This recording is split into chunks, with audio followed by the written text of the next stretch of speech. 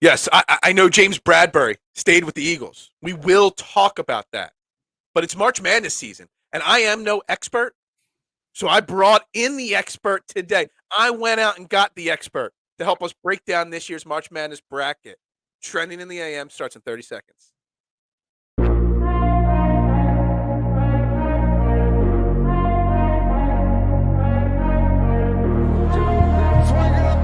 Holding, gets around in front. And Philadelphia has it.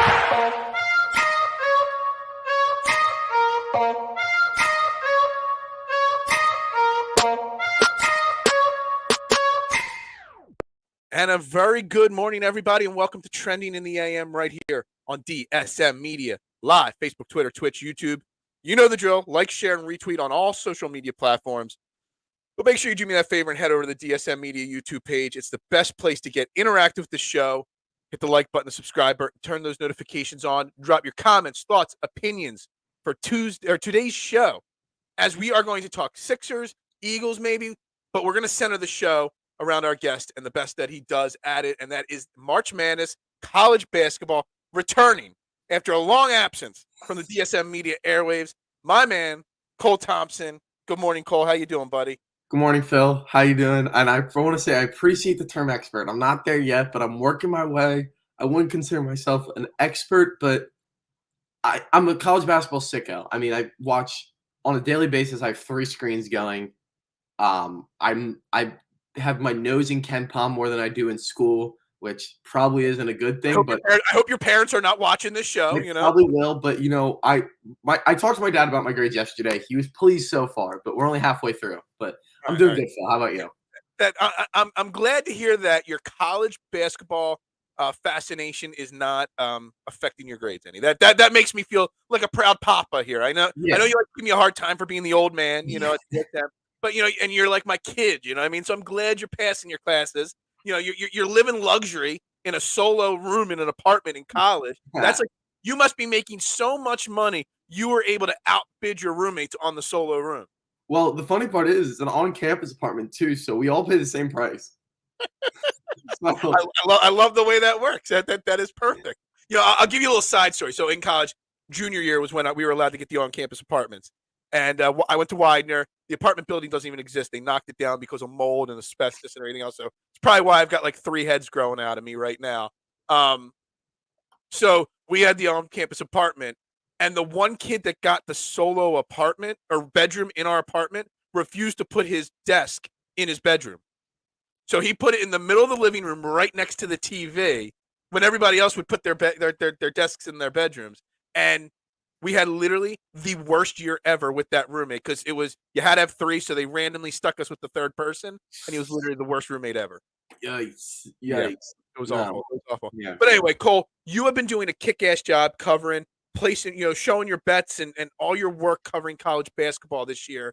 And it's funny because, like the Flyers, people don't realize I used to be a massive college basketball fan. It tapered off over the last couple of years as I covered the Eagles and golf more consistently, more specifically. But from what I'm telling, from what you're doing, it's been a very entertaining college basketball season, right? Oh, absolutely. It's been one of the crazier years. I know every year you hear the stereotypical, this year is so wide open, but I genuinely believe this is the most open I've seen it in my lifetime. Now, I don't know if it's because usually I have a heart somewhere because North Carolina usually, and obviously they didn't make it this year, but now I've been dialed in. I feel like I've been more open-minded about it this year, and it's been nuts. I mean, the up and down from number 1. I don't think there's been a true favorite like there's been in years past. Mm-hmm. That's kind of what makes March Madness and the whole entire season, as entertaining as it was, it all culminates with March Madness and the bracket and stuff like that. And when you don't have a clear-cut, dominating team that chalk right through to the Final Four or anything like that, it kind of makes the unpredictability of March Madness even more unpredictable, right? Yeah, absolutely. I mean, I always looked at it as, at the end of the day, I feel like especially the first weekend, that's where the upsets happen. I mean, there's going to be upsets late. There's going to be Cinderella runs.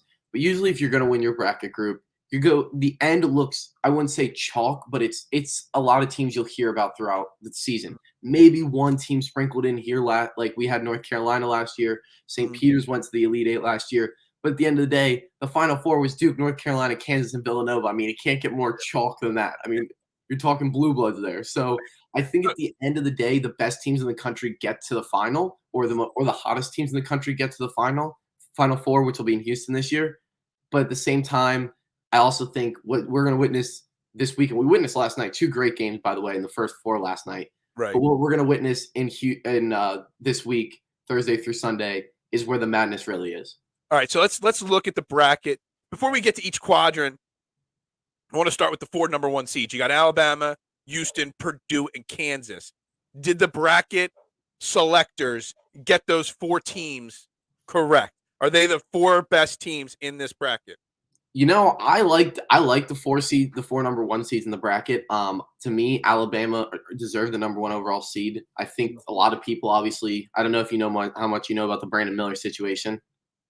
Do you know anything about it? Not a lot. I mean, I've heard of it. I've heard it in passing, but I don't know the details. Yeah. So I think a lot of people are trying to use that as taints their view on Bama. And I'm not somebody who wants to see Bama necessarily win. But at the end of the day, they absolutely deserve the number 1 seed. What they did in the SEC tournament, they rolled through everybody. What they did throughout the season, really, they had a hiccup here and there, but it's a long season. You're going to drop a game or 2.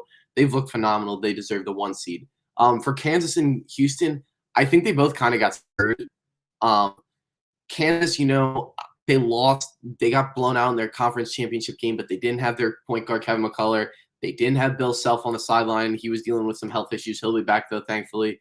But for them, I think Kansas, they could have been the number 2 overall seed, the second 1 seed, instead of Houston, and they would have been the Midwest region and have been in Kansas City for the Sweet 16, which is, I think it's fair. They're a 1 seed. They can have more. Houston, on the other hand, their first round games are going to be in Birmingham, Alabama. There's a very good chance they're going to face Auburn in the second round. Who is from Alabama. It's basically going to be a home game from Auburn, and Auburn's an excellent home team. So I think Houston, they kind of got screwed as a 1 seed, that if they're going to play a 9 seed, it's going to be on the road. Yeah, I mean, that makes sense. And you're talking about, where they're at and, looking for like Auburn playing a home game. And didn't I read something that one of in the women's NCAA bracket, they put one of the teams at like the worst possible bracket with a snowstorm and they can't actually get to their game or something like that. Where you want to put your 4 best teams in separate brackets, but don't you want to spend a little bit of time when you're building these brackets, thinking about travel, thinking about the home crowds, thinking about those other ancillary issues that might arise? Because, it kind of does give Houston a disadvantage being there, probably playing Auburn in that second round. Yeah, I definitely think what they probably could have done. I know it's tough. Obviously, you have these games scheduled and these the 1 and 16 in this region, 8 and 9 will play in this place.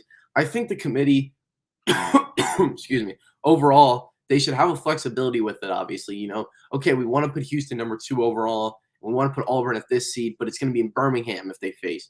That's not necessarily fair for the one. It would be one thing if it was a 4-5 or the 8-9, even though Auburn's the 9th seed. If they have, it's technically a neutral court, but if it's closer to home. But for a 1 seed, that would basically be a road game against a 9 seed. I think, you got to have flexibility with it. You could have flopped to the Kansas and Arkansas sub-region for the Auburn. That's kind of what I'm looking at right now. I'm like, would it really have made that much of a difference if you took Illinois, or Arkansas and flipped them with Auburn? I mean, it's really not making that much of a difference, and it's making things a little easier. Yeah. But overall, I'm thrilled with the way they set up the 1 seeds. To me, it was the proper seeding. I had Houston as the number 1 overall, but they lost their conference championship. Obviously, they didn't have their star player, Marcus Sasser, in that game. He was battling a groin injury. He should be back for the tournament, though. So it definitely hurt him. But I think moving Alabama to the number 1 overall seed, perfectly fine. Houston, number 2, Kansas 3. Houston and Bama have been the best 2 teams in the country all year, in my opinion. Purdue, as much as I'm low on them, they earned the 4 seed. They earned the last number 1 seed. They have the best player in the country in Zach Edey, standing in at 7'3" or 7'4", something like that. The guy's an animal. He's a large human being. Yeah, he's insane. So I think I was very happy, pleased with the 1 seeds. All right, so let's start with Alabama in the South. Obviously, they're the number 1 overall, number 1 seed. Obviously, their bracket, they should hypothetically have the easiest path, obviously, to the Final Four. But we're looking at this bracket. You got Maryland, West Virginia, San Diego State, Charleston, Virginia Forum, Creighton, NC State, Baylor. The list goes on there. Are they going to have the easiest path like they should? And we always talk, the experts always talk about the 6-11 or the 5-12 upsets and stuff like that. Is there any darling teams in this bracket that's going to give Alabama a run for that Final Four? I think Alabama has the easiest path to get to the Elite Eight, but I don't see them coming out of their region. I like Arizona. Is it Arizona? Because you know what? Even when I watched a lot of college basketball, I didn't really watch a lot of Pac-12 and West Coast teams because they play so late. But Arizona always seems to put a tournament-prepared team in at least the last 5-10 years. Yeah. And looking at them in that bracket, that's just a name that just pops as a team that could give them trouble.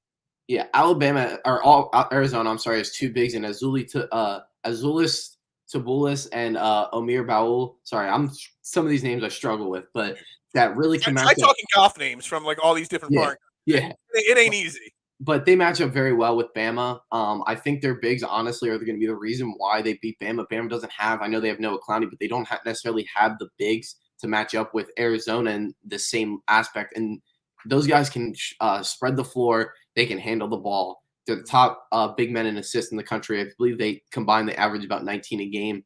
Mm-hmm. Arizona, they've really hit their stride as of late. A big win against UCLA to win the Pac-12. I think they actually come out of the region. But if I would say – the only real upset I see in this region, I see Creighton beating Baylor. Baylor, I don't think, has the defense. They're not great away from home. I think Baylor could even lose to UCSB in the first round, but I think Creighton beat Baylor is the upset, and Furman beating Virginia. I love Furman over Virginia. For Furman to pull off upsets, you got to hit threes and you got to force turnovers, and Furman does that. They shoot as many threes as anybody in the country. Virginia, if Virginia loves to slow the ball down, run a slow-paced offense.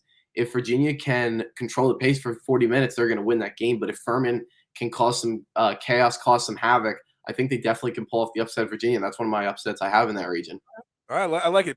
But when you get to the Elite Eight, it's Alabama, Arizona, and when you got Arizona coming out of that bracket. Yeah, that's more what I was talking about. At the end, we see some madness early on. I think Charleston can beat San Diego State. Charleston has small guards. San Diego State has small guards. I just like San Diego State's defense a little bit more than I like Charleston's offense. But overall, I don't see any serious Cinderella threats other than maybe Furman. Creighton could go to the Elite Eight. They could go to the Final Four. They're a team that, when healthy, I think can win the national championship. Great on both sides of the ball, well coached. I think the only issue for Creighton, I just don't think they have that tournament experience that Arizona has. And also for Creighton, I feel like they're a lot better than a 6 seed. They went through a rough patch. They had a couple injuries in the middle of the season. They lost 7 in a row, and they lost 7 in a row to a couple good teams like Arizona. But overall, I think it's going to come down to Arizona and Alabama, and I have Arizona coming out of that region. All right, let's drop down to that East bracket where Purdue is the final number 1 seed. This is the bracket I'll be looking at the most. Just for 3 simple reasons. Duke, and for Scotty's purposes, I hate Duke. Just because Scotty's a Dookie. And who doesn't hate the Dukies? Kentucky. I've always hated Kentucky just because of Calipari and stuff like that. And Michigan State, because I was always a huge Tom Izzo fan. So you got 3 things that always attracted me to college basketball, all in the same bracket. But you got Purdue, number 1 seed. How do you see this bracket shaking out? So this is my mayhem corner. I think there is no true leader in this, and if Scotty's watching or when he watches this back or whatever, he's going to appreciate what I'm going to say. And to my Carolina fans, I love you, but I had to put my fandom aside, and I had to look at this from an actual angle. I'm trying to win some money this March. Right. I think Duke comes out of this region. Wow. Duke is the best basketball out of anybody. I think they're toughest. I think they're going to have a tougher time getting through Oral Roberts in the first round than they do Tennessee in the second round. Tennessee has a horrendous offense. They have the best defense in the country, but they don't have an offense. Duke against Purdue, they can match up with Zach Edey. I saw Derek Lively play a couple times, and I saw him what he did to Armando Bacot. He is a force down there. Kai Filipkowski is playing his best basketball of the season. Duke is hitting their stride at the right time. I honestly think they should have been the 4 where Virginia is. Virginia should have been the 5 here. Okay. But Duke's playing their best basketball that they have all season. Being hot at the right time, as we saw last year in North Carolina, is a part of it. I think Duke got put in the first perfect region. I think they could match up with an 8 seed or a 9 seed in the Sweet 16. But I ultimately think Purdue will get through Memphis. But don't sleep on Memphis. I'm like, hold on a second. You're saying Purdue could get knocked out in the round of 32 potentially. Yeah. But I think Duke, they're going to match up with Purdue. But don't sleep on Memphis. Memphis has a guard, Kendrick Davis. They just beat Houston. They beat Houston. They were in control of that game for about, I would say, most of it. Overall, I do think that Purdue's size, though, takes advantage of it. I know backcourts win games in March, but when you have size as dominant as Duke and Purdue, I think we'll see those two in the Sweet 16. I think Duke gets the Elite Eight.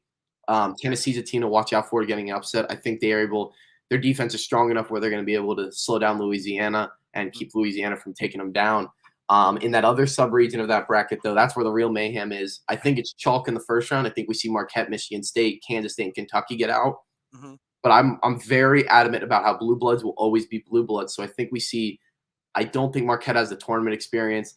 Shaka Smart hasn't been great in the tournament. And Tom Izzo, this is his month because January, February is up. So I don't think I've ever picked Michigan State in a bracket to not lose before the Elite. Like it's just like, where's Michigan State? Put them in the Elite Eight and then figure out the matchups from there because this is Tom Izzo's time. Yeah, no, and I think they match up with Kentucky. I think Kentucky takes down a Kansas State team that I love and I'm cheering for. They have a guy, Marquise Noel, one of the best players in the country. Keontae Johnson, one of the best stories in college basketball. Obviously, those who don't know, similar thing to DeMar Hamlin 2 years ago at Florida. Heart stopped on the court, just dropped on the court. And the only school that would medically clear him to play was Kansas State, and he was absolutely insane this year. So I'm cheering for Kansas State. But, again, I got to look at it from an analytical angle. I really like Kentucky in this tournament. I've been saying it. They're going to go on a little run. I think they get to the Sweet 16. Oscar Tshiebwe was the best player in college basketball for a reason. I love Jacob Toppin. Coach Cal, he doesn't lose. He loses early when he's not supposed to lose early. When he's supposed to lose early, he doesn't. So I think he gets the Sweet 16. But ultimately, I like that Michigan State team a little bit more. So I have Michigan State versus Duke, and I'm gonna have to go to church to confess my sins. But I think Duke gets to the Final Four.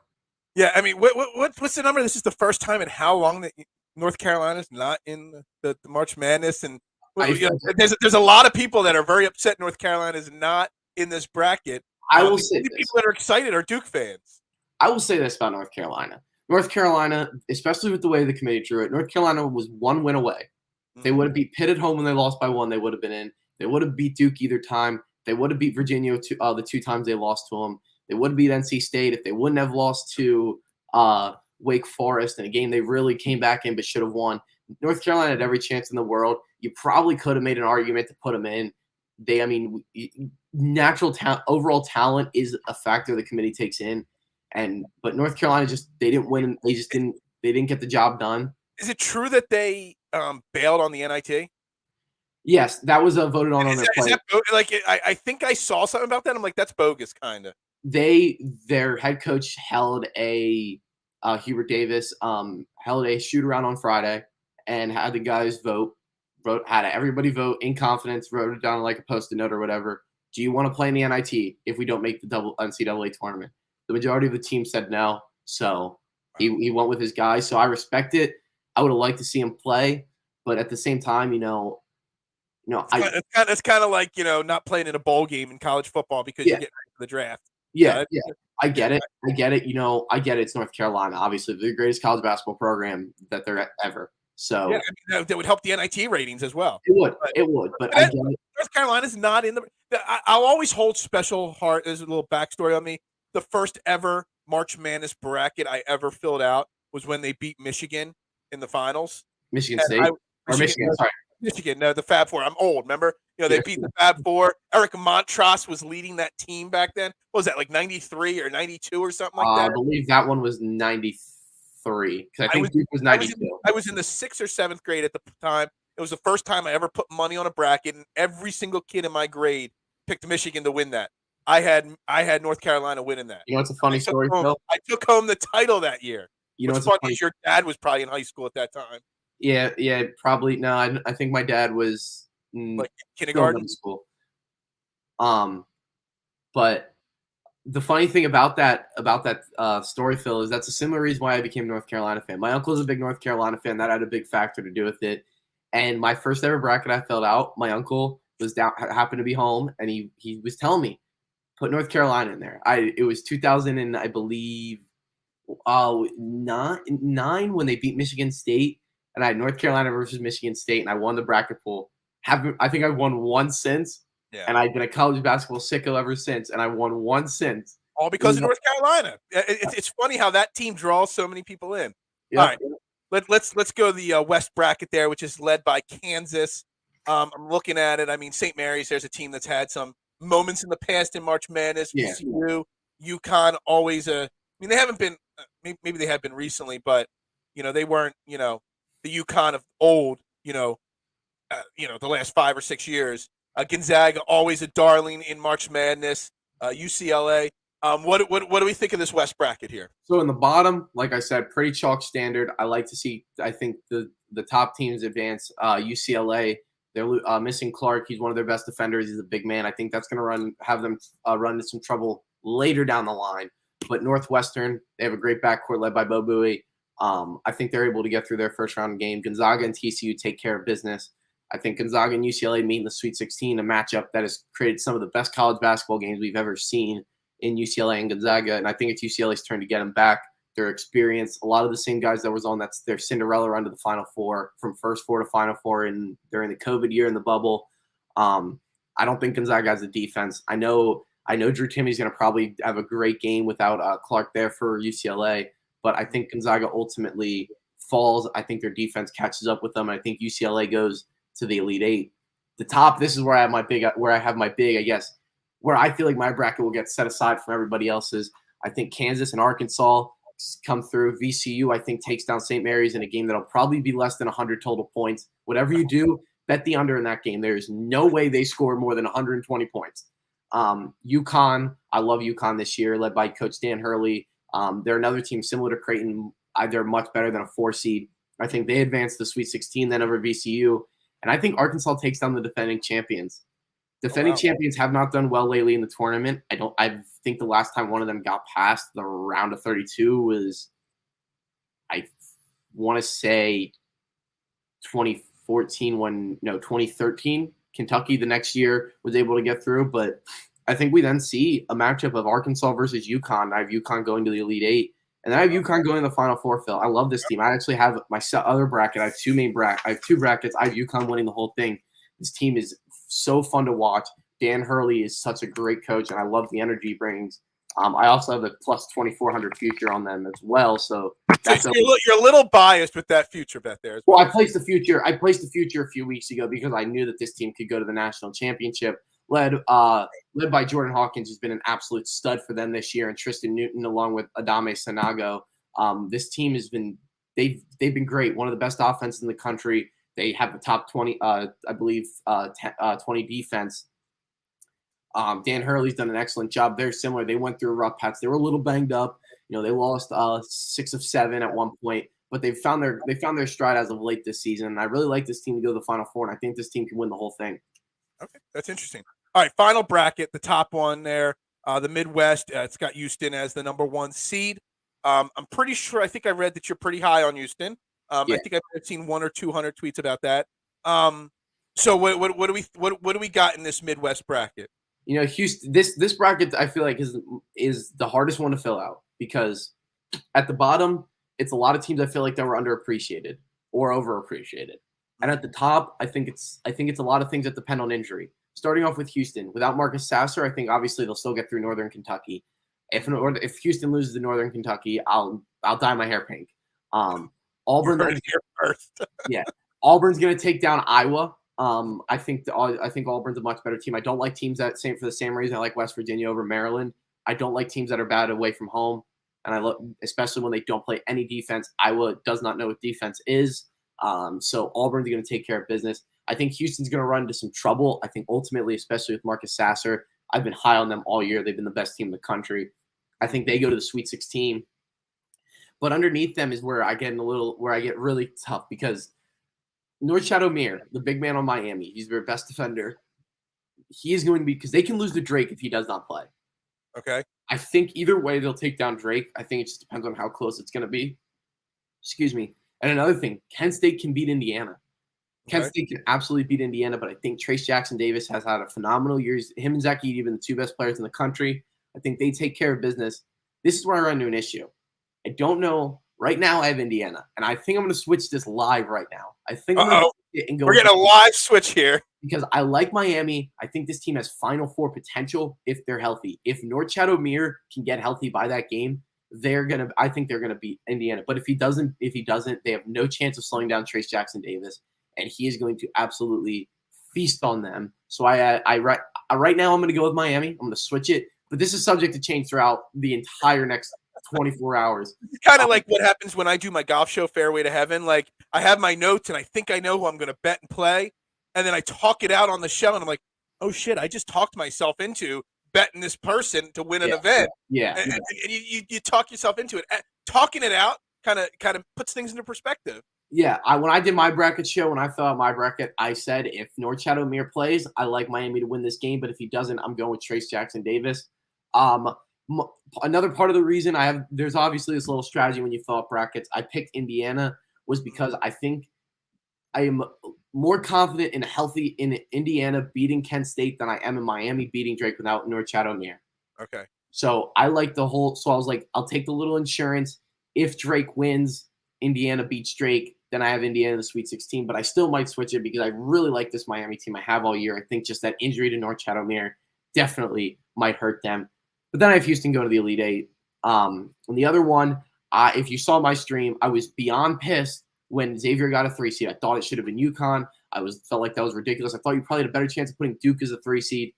But Xavier takes care of business against Kennesaw State. Iowa State is going to play Pitt.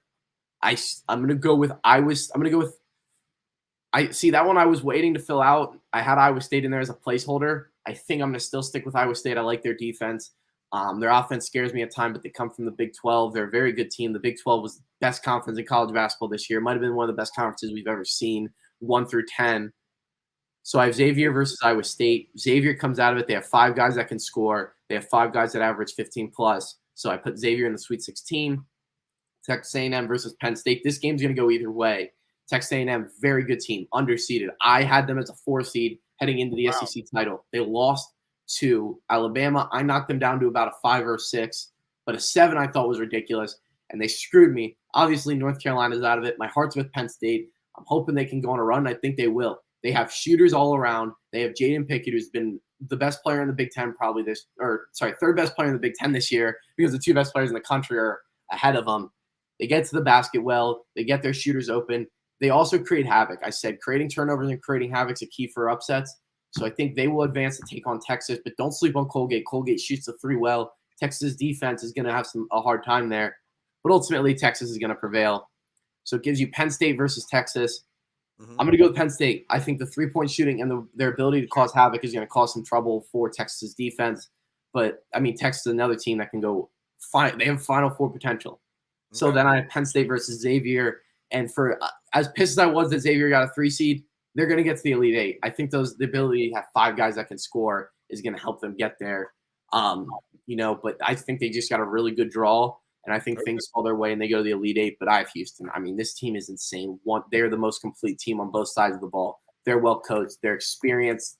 Marcus Sasser, if he plays, is going to be – if Marcus Sasser plays, I think this team is the best team in the country. I think the only reason they lost to Memphis is because they didn't have Marcus Sasser. And Jamal Sheed and Jarris Walker are 2 other guys that have been absolute problem for teams throughout the season on both sides of the ball. So I have Houston going to the Final Four, which means I have Arizona, Duke, Houston, and UConn. Okay. And you said you have UConn on one bracket winning it all. Yep. And the other bracket? So on my one bracket, I have UConn versus Arizona in the national championship. And on my other one, I have Houston versus Arizona in the national championship. I just think the one, right? I have Houston winning it all. I think this has been the most complete team, best team in the country. I think also it all just has a storybook ending, Phil. It's in Houston, the Final Four. They get there. Jim Nance final. I mean that when I heard that story, I forget who I heard it from first. I'm like, yeah, man, I might have to just, root for Houston just for Jim Nance. Absolutely. I honestly think, you're a bad person if you don't cheer for Houston because of Jim Nance. Jim Nance is one of the great voices in all of sports. Absolutely. Versatile, basketball, football, golf. I don't believe he's done with football and golf. Am I wrong? He's still doing that. He still does golf. I believe he does every Masters, but Is he still doing it after this year? That was my question. Oh, I'm not sure if he's doing it after this year. I have not heard on the golf front yet, but he's a legend. He's great. Yeah, I don't know if he's sticking to just football, but this is his last Final Four. It's back in Houston. His alma mater's playing in it. Obviously, I heard, we're going to see the storybook ending with Duke last year. You know why we didn't? Because you can't have two storybook endings back-to-back years, and we're going to see it this year with Houston. And I think Arizona, I think they have the matchup against Duke with their big men. They have the big man advantage. I think that's ultimately where Duke's run comes to an end. Thank God. Because if Duke wins if Duke makes a deep run, Scotty is going to be dreadful. They're going to make a deap run. Listen. I'm going to just add you to the DSM group chat again, just for the Duke run, just so you can see what we got to put up with Scotty. I have a future on Duke. I have a future for them to make the Final Four. I separate my fandom for my money and my picks. Hey, that's all it is. You got to separate the money from the fandom for sure. All right, one final, March Madness. March Madness is known for the Cinderella stories. Obviously, you're confident in your picks and your pools, but if there's one Cinderella team that can make a deep run to, say, the Elite Eight this year, pull off that magic, what would be that deep team? So what do you qualify as a Cinderella? What's the seed? Like, would an 8 seed making the Elite Eight be a Cinderella for you? An 8 seed being the Elite Eight would be like that would be it. It couldn't get any worse than that. Yeah. All right. Well, then I'll give you. Normally, most Cinderellas are 10, 11, 12s, those kind of teams, but I can accept an 8 as a Cinderella. I'll give you a couple. One I would be most confident is Arkansas, led by Nick Smith. Arkansas has been a team that I had going to the Final Four before the season. I actually had Arkansas, Indiana, North Carolina, and Arizona. That was or UCLA. I'm sorry, that was my Final Four before the season. Obviously, I can't get 3 of those right because Arkansas and UCLA are in the same region. Right. But I'll say Arkansas going to the Elite Eight, potentially the Final Four. This team is loaded, led by Nick Smith. They were just hurt all season. If they would have been healthy, they would have been able to. I think they would have been a much higher seed. This is a team that has tournament experience too. They've been made it to the tournament back-to-back years. Jalen Graham's not another guy you want to mess around with, or Anthony Black. Made it to the Elite Eight the last 2 years. They beat the 1 seed last year. I think they can do it again. Their defense is ridiculous. They're top 15 via KenPom in the country. So I think we can see their magic. Another one, if you want the ultimate upset, the 14 seed or lower that I think is sneaky to pull off an upset in the first round, give me Vermont over Marquette, the 15 over the 2.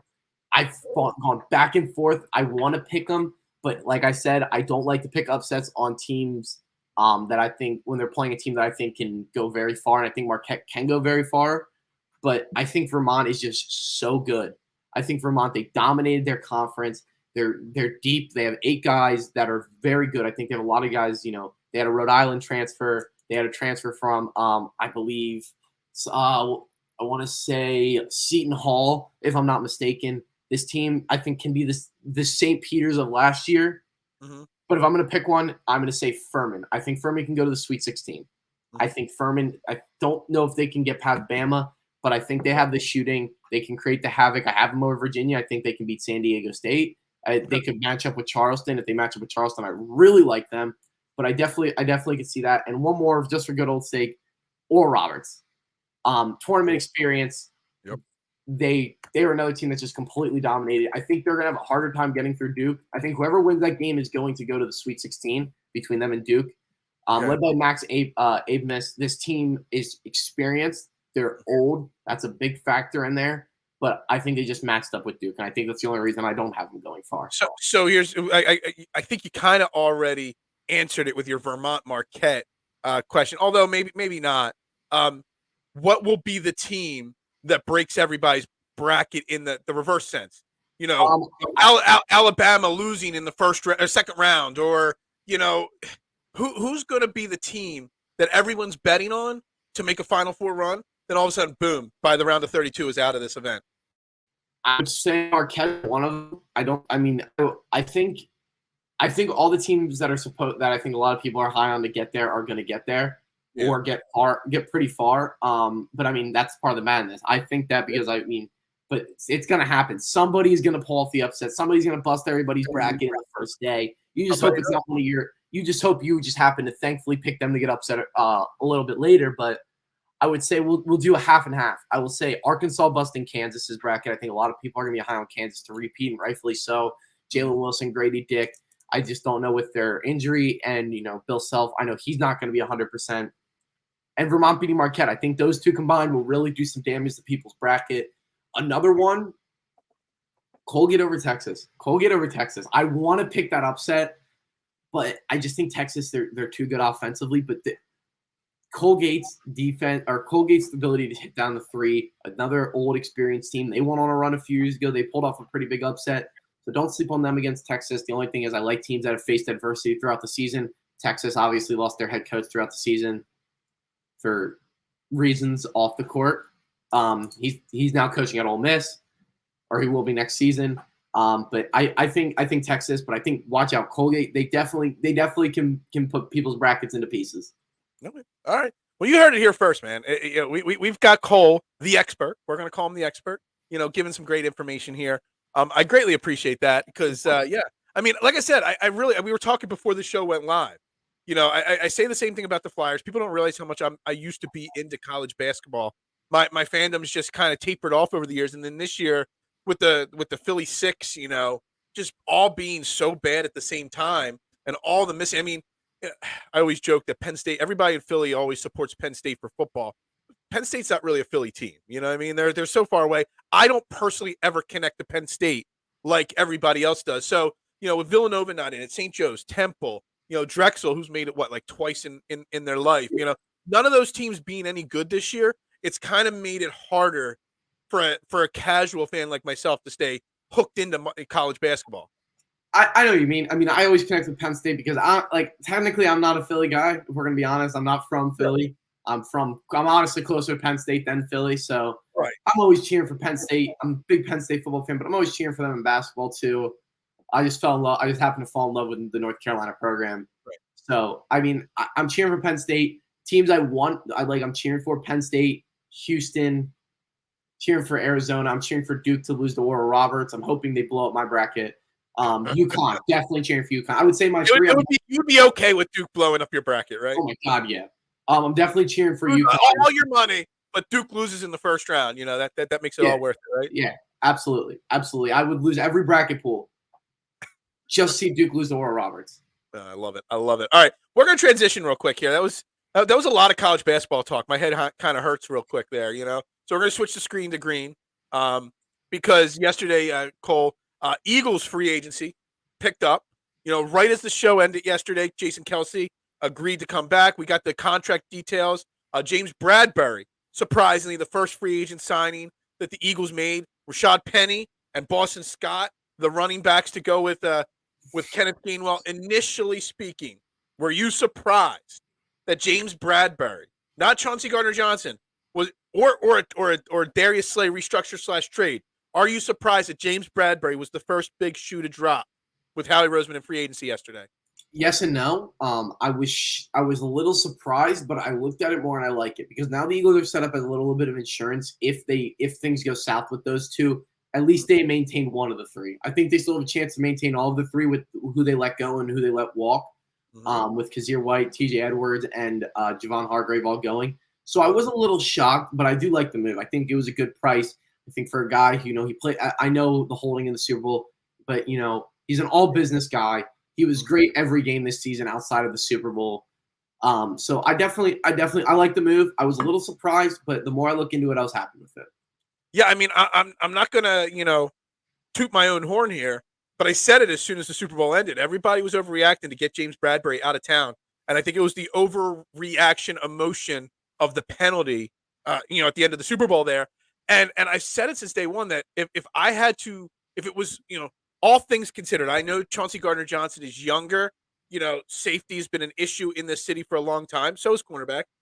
That I would not be surprised if James Bradberry was back and Chauncey Gardner Johnson was not. And you could say what you will about him taking a discount because he definitely signed for under market value to stay here in Philly. Chauncey Gardner Johnson has got that diva troll mentality. And James Bradberry is more at the point in his career where he wants to win that Super Bowl. I'm not saying Chauncey Gardner Johnson does not. And I love Chauncey Gardner Johnson's troll game and the fact that he basically is the football version of Joel Embiid to an extent. Maybe not as extreme, but he's right there. James Bradberry staying was my number one thing I wanted to have happen this offseason, and it did at a discounted price, which gives you room to still bring back Chauncey Gardner Johnson. So, you can't go wrong with having two cornerback ones on the same field at the same time. You see that Dallas, they made the trade for Gilmore yesterday. You need to be able to have really strong cornerback play. It makes your defensive line better. It does everything else better. I was just thrilled with it. And then the words that he said after the announcement that he wanted to be here, he wanted to stay here, shows a lot of his character and stuff like that. It was huge. And it doesn't eliminate Chauncey Gardner Johnson from the equation. And I think that is so key there, because why wouldn't you want to run it back with that secondary and what we had last year? Yeah, no, absolutely. And I think a lot of it is Chauncey Gardner Johnson just trying to have fun with Eagles fans. I do think Chauncey Gardner Johnson wants to stay in Philly. But like you said, he's like that Joel Embiid, but here's the thing, he backs it up on the field. You can get away with being that troll if you back it up on the field. Right. And he backs it up on the field. He makes the plays happen. So I still have a good feeling that we're going to bring him back. I think that kind of limits us what else we're going to do. But really, what else are we going to need to do? I know we probably do need another linebacker, but that's what the draft's for. That's what the draft's for. I know. Here's the thing. So the theory that's been rolling around in my head, Cole, and I'm curious what your thoughts are. Free agency technically doesn't even start till today at like 5 o'clock or 4 o'clock. And legal tampering is just getting bigger and bigger. And these deals are getting done. There's no way 5 minutes after legal tampering begins that these deals are $90 million locked up. And this stuff was done a long time ago. The fact that somebody of Chauncey Gardner Johnson's level has not been signed yet is proof to me that it's more of a Howie Roseman saying, yo, we got a deal, but I got to get this guy locked up. I got to figure out this restructure. They already have the deal locked up in my mind with Chauncey Gardner Johnson. There's just other things that need to be accomplished first so that they can then get the Chauncey Gardner Johnson deal done. I think it's already done. I don't know if it's already done, but I definitely think him and Howie talked. I definitely think that, Chauncey Gardner Johnson understands what Howie's doing. He has to build a team. He can't just focus on one guy. He has to build a team. He has to put the Eagles in the best position to go to Las Vegas next year. But I think Chauncey Gardner Johnson also, he understands the business on his end too, and he has to look elsewhere. And I'm not going to be mad at Chauncey Gardner Johnson if he can get more money and go to Cincinnati. But at the same time, obviously, I'm praying he comes back. I mean, he's everything you want in a safety. I think he's a very good leader. I think he's a very good guy to have on this team, and I would love for him to stay. But if he doesn't, I understand he has to take care of himself. I think losing T.J. Edwards and Kazir White, they have Nakobe Dean, who's been waiting in the wings, and I'm very high on Nakobe Dean, have been since we drafted him.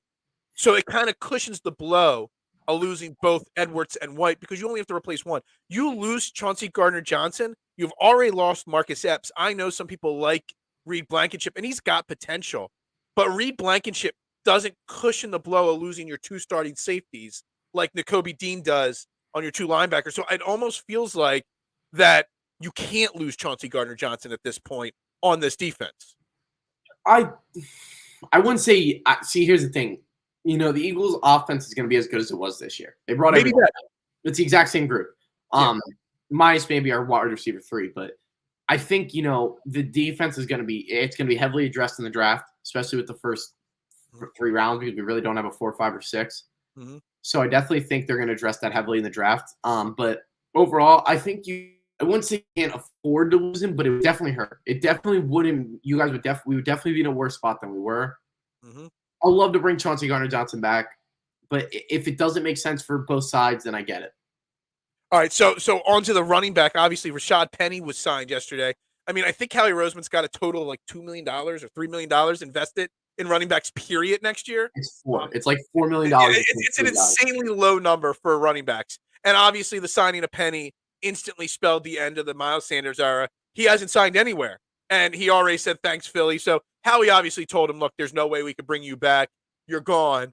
Rashaad Penny is such an interesting case because everyone talks about Miles Sanders. You can't give him a big deal because he can't stay healthy.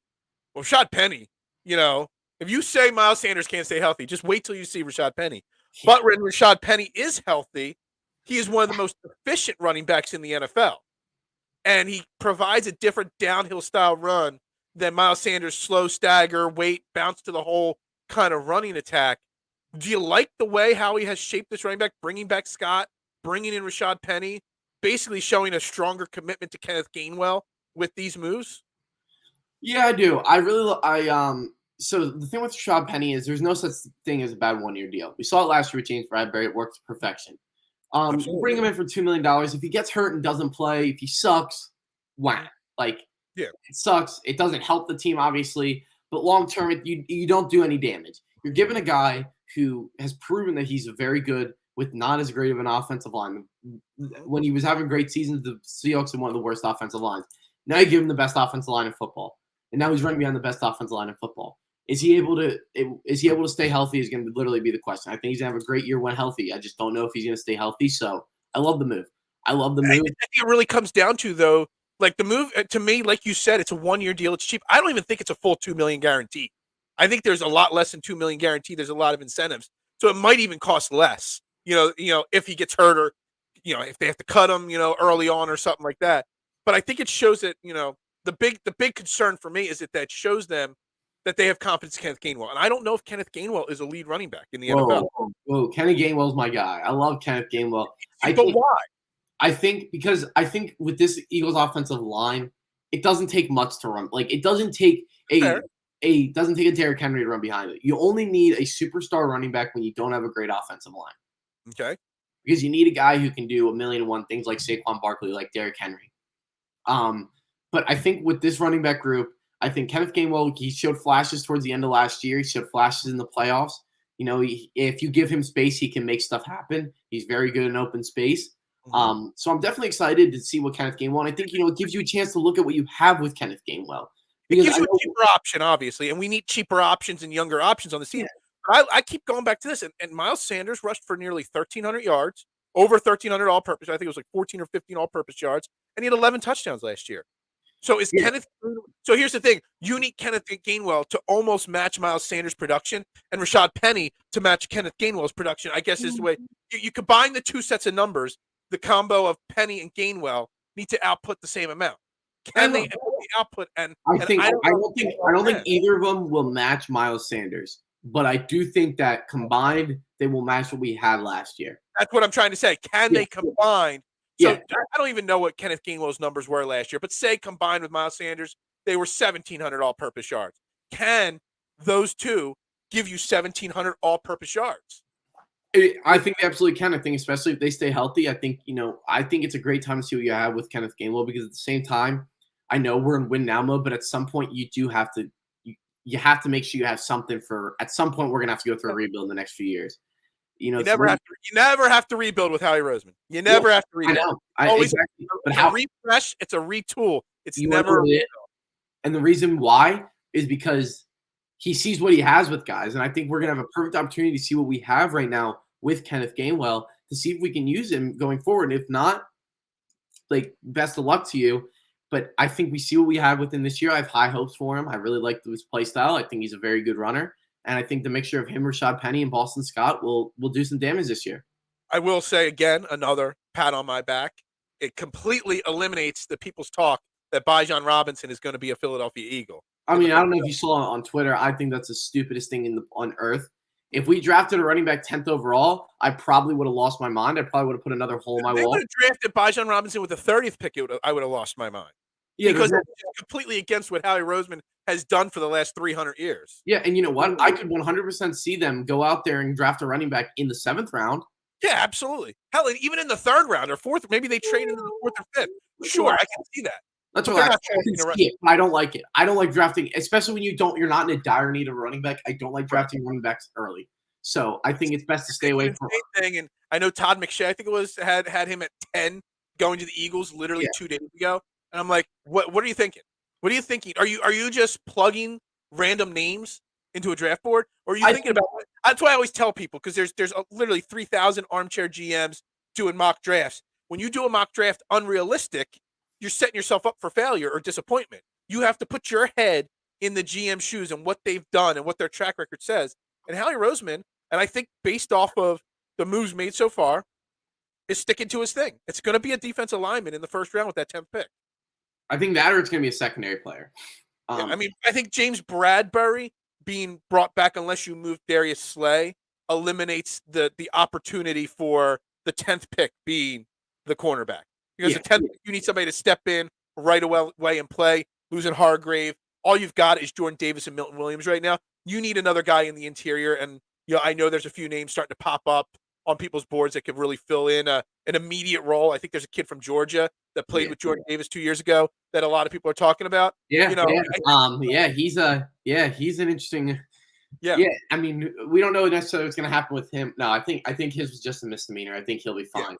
But if he fell to 10, I'd be shocked. I doubt we'll be able to get him, but who knows? Howie can find a way to move up and get him.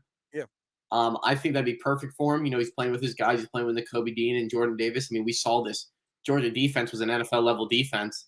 They won a title. Let's just bring the whole entire defense here to Philly. Yeah, they won 2 titles. I mean, it was the most NFL ready defense I've ever seen in my life in college football. Now, I've only been watching college football since the Penn State lost the Rose Bowl to Mark Sanchez or something like that.